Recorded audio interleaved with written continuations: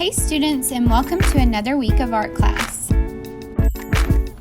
This week we're going to learn about Inside Out Day.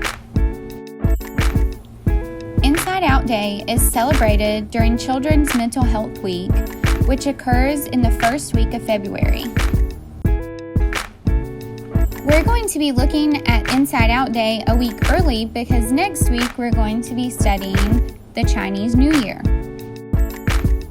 On Inside Out Day, some children and adults wear their clothing inside out as a way of making everyone stop and think of how someone may look okay on the outside, but how they may be feeling something differently on the inside.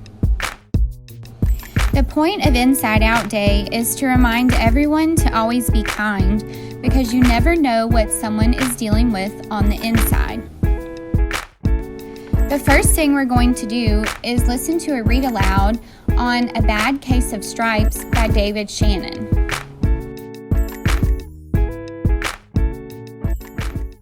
It's Ani. Do you ever worry about what other people think of you?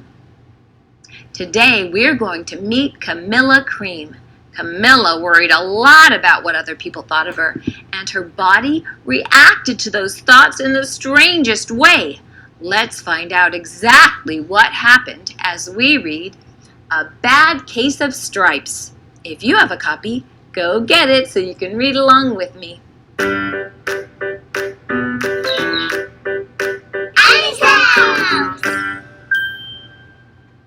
A Bad Case of Stripes by David Shannon.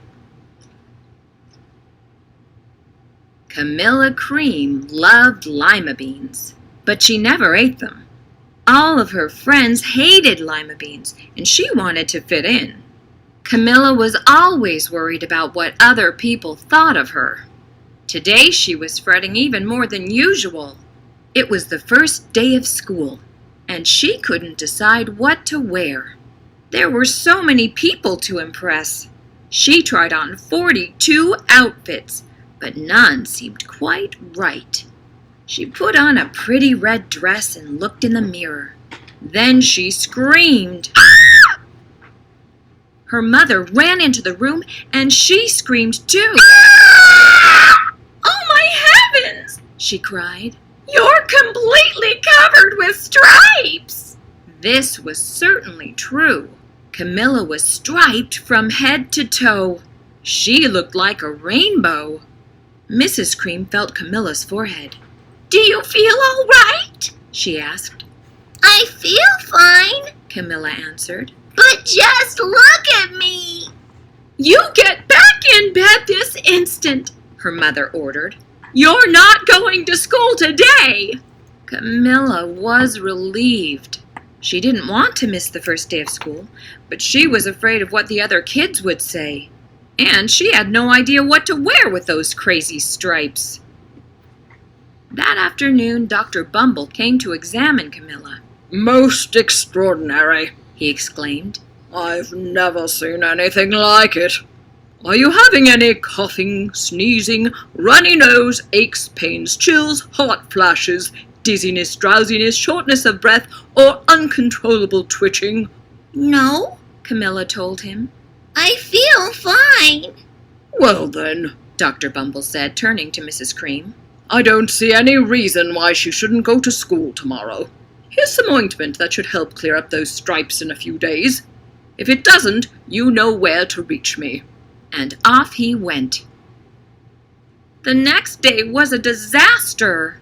Everyone at school laughed at Camilla. They called her Camilla Crayon and Night of the Living Lollipop. She tried her best to act as if everything were normal, but when the class said the Pledge of Allegiance, her stripes turned red, white, and blue, and she broke out in stars. The other kids thought this was great. One yelled out, "Let's see some purple polka dots!" Sure enough, Camilla turned all purple polka dotty. Someone else shouted, "Checkerboard!" And a pattern of squares covered her skin. Soon everyone was calling out different shapes and colors, and poor Camilla was changing faster than you can change channels on a TV. That night, Mr. Harms, the school principal, called. "I'm sorry, Mrs. Cream," he said. "I'm going to have to ask you to keep Camilla home from school. She's just too much of a distraction, and I've been getting calls from the other parents. They're afraid those stripes may be contagious." Camilla was so embarrassed. She couldn't believe that 2 days ago everyone liked her. Now, nobody wanted to be in the same room with her. Her father tried to make her feel better. "Is there anything I can get you, sweetheart?" he asked. "No, thank you," sighed Camilla. What she really wanted was a nice plate of lima beans, but she had been laughed at enough for one day. Well, yes, I see. Dr. Bumble mumbled when Mr. Cream phoned the next day. I think I'd better bring in the specialists. We'll be right over." About an hour later, Dr. Bumble arrived with 4 people in long white coats. He introduced them to the Creams. "This is Dr. Gropp, Dr. Sponge, Dr. Cricket, and Dr. Young." Then the specialists went to work on Camilla. They squeezed and jabbed, tapped and tested. It was very uncomfortable. "Well, it's not the mumps," concluded Dr. Gropp. "Or the measles," said Dr. Sponge. "Definitely not chicken pox," put in Dr. Cricket. "Or sunburn," said Dr. Young. "Try these," said the specialists. They each handed her a bottle filled with different colored pills. "Take 1 of each before bed," said Dr. Gropp. Then they filed out the front door, followed by Dr. Bumble. That night, Camilla took her medicine. It was awful. When she woke up the next morning, she did feel different, but when she got dressed, her clothes didn't fit right. She looked in the mirror, and there, staring back at her, was a giant multicolored pill with her face on it. Dr. Bumble rushed over as soon as Mrs. Cream called, but this time, instead of the specialists, he brought the experts. Dr. Gourd and Mr. Mellon were the finest scientific minds in the land. Once again, Camilla was poked and prodded, looked at and listened to. The experts wrote down lots of numbers. Then they huddled together and whispered. Dr. Gourd finally spoke. "It might be a virus," he announced with authority. Suddenly, fuzzy little virus balls appeared all over Camilla. "Or possibly some form of bacteria," said Mr. Mellon. Out popped squiggly little bacteria tails. "Or it could be a fungus," added Dr. Gourd. Instantly, Camilla was covered with different colored fungus blotches. The experts looked at Camilla, then at each other. "We need to go over these numbers again back at the lab," Dr. Gourd explained. "We'll call you when we know something." But the experts didn't have a clue, much less a cure. By now, the TV news had found out about Camilla. Reporters from every channel were outside her house telling the story of the bizarre case of the incredible changing kid. Soon a huge crowd was camped out on the front lawn. The Creams were swamped with all kinds of remedies, from psychologists, allergists, herbalists, nutritionists, psychics, an old medicine man, a guru, and even a veterinarian. Each so-called cure only added to poor Camilla's strange appearance until it was hard to even recognize her. She sprouted roots and berries and crystals and feathers and a long furry tail. But nothing worked. One day, a woman who called herself an environmental therapist claimed she could cure Camilla. "Close your eyes," she said. "Breathe deeply and become one with your room." "I wish you hadn't said that," Camilla groaned. Slowly, she started to melt into the walls of her room. Her bed became her mouth. Her nose was a dresser, and 2 paintings were her eyes. The therapist screamed and ran from the house. What are we going to do? Cried Mrs. Cream. It just keeps getting worse and worse. She began to sob. At that moment, Mr. Cream heard a quiet little knock at the front door. He opened it, and there stood an old woman who was just as plump and sweet as a strawberry. "Excuse me," she said brightly, "but I think I can help." She went into Camilla's room and looked around. "My goodness," she said with a shake of her head. "What we have here is a bad case of stripes. One of the worst I've ever seen." She pulled a container of small green beans from her bag. "Here," she said. "These might do the trick." Are those magic beans? Asked Mrs. Cream. "Oh, my, no," replied the kind old woman. "There's no such thing. These are just plain old lima beans. I'll bet you'd like some, wouldn't you?" she asked Camilla. Camilla wanted a big heaping plateful of lima beans more than just about anything, but she was still afraid to admit it. "Yuck," she said. "No one likes lima beans, especially me." "Oh, dear," the old woman said sadly. "I guess I was wrong about you." She put the beans back in her bag and started toward the door. Camilla watched the old woman walk away. Those beans would taste so good, and being laughed at for eating them was nothing compared to what she'd been going through. She finally couldn't stand it. "Wait," she cried. "The truth is, I really love lima beans." "I thought so," the old woman said with a smile. She took a handful of beans and popped them into Camilla's mouth. "Mmm," said Camilla. Suddenly, the branches, feathers, and squiggly tails began to disappear. Then the whole room swirled around. When it stopped, there stood Camilla, and everything was back to normal. "I'm cured!" she shouted. "Yes," said the old woman. "I knew the real you was in there somewhere." She patted Camilla on the head.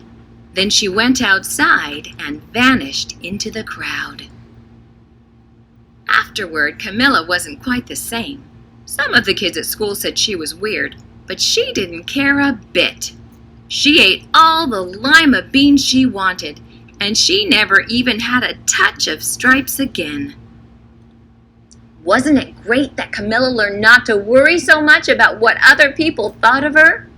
We're all different and unique and special in our own ways. I hope you enjoyed our story today. Thank you for being my reading friend. See you next time.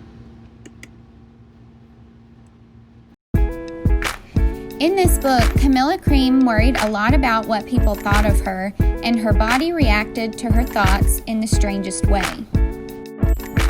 This book is a great example of how our feelings might look if they were portrayed on the outsides of our bodies rather than held up inside.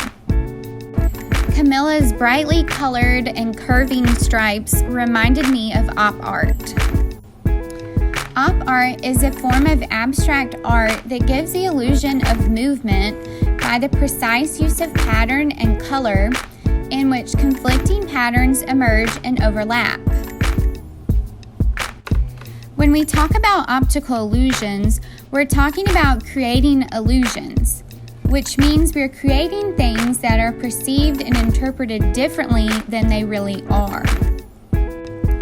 Optical illusions go hand in hand with Inside Out Day because it makes you take a look at what is beneath the surface of the illusion. So for our activity today, we're going to be looking at op art, which means optical illusion art. I've added 2 separate op art activities, and I'm going to let you choose which one you want to create. The first activity shows you step by step how to create an optical illusion with your hand.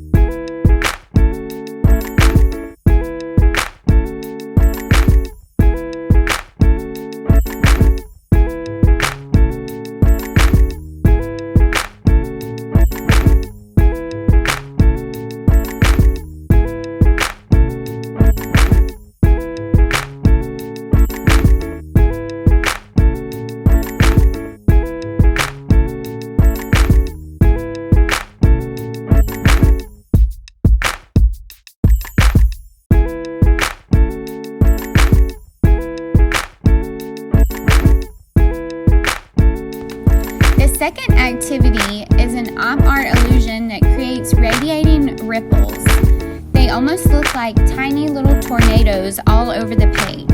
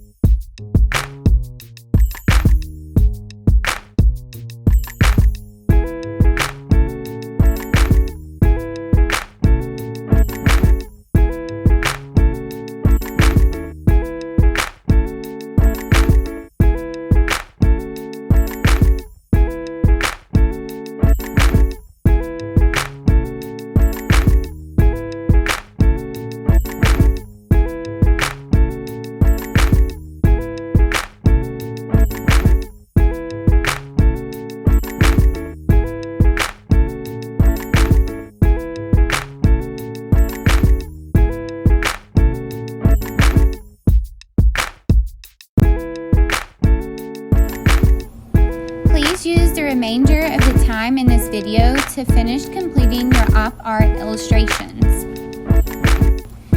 Once again, you may choose whichever activity you would like to complete. Follow them step by step, and at the end, you will have created an optical illusion artwork. Always remember to look beyond an outer appearance and look within the inside. Understand that mental health is important, and it's okay to talk with other people about what they're really feeling.